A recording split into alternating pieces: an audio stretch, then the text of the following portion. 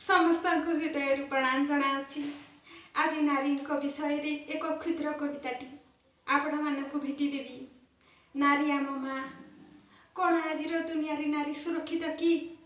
मु फुलटी को पचारिली मु कौन तो भली मो सौंदर्य रे अन्य को आकृष्ट करि पारिबी? फुलटी कहिला ना करिबा उचित नुहे। तुते भी मो भली तुली छिंडेई नष्ट करदेवे जहाँ आजिकल झील पिला होछि। बालेश्वर घटी घटनारू किछि शिक्षा मिलिला जे नारी पछे जली जाऊ हेले ता इज्जत न जाऊ। नारी कोठी सुरक्षित?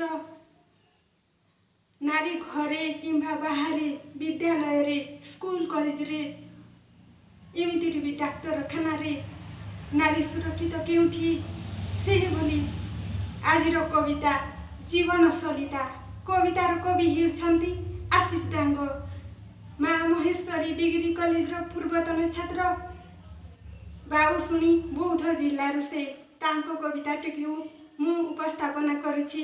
बंधुगण भल लागिले मतामत देबे।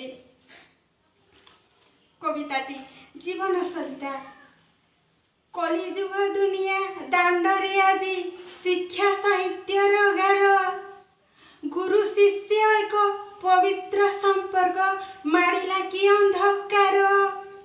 जेउ विश्वविद्यालय रे दिने शुभे साहित्यर बाणी।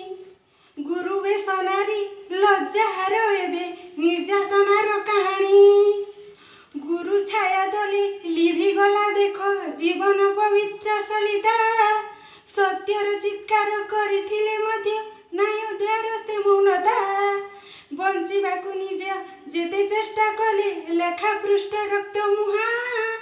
आईन श्रृंखला न्याय आशा मुख्यड़े जीवन ए शेष रहा।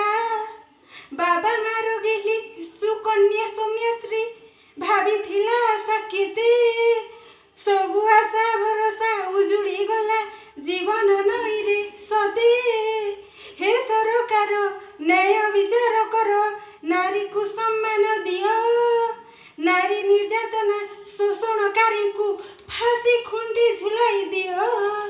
सौम्यश्री आत्मा सद्गति जली आलोक सलिता।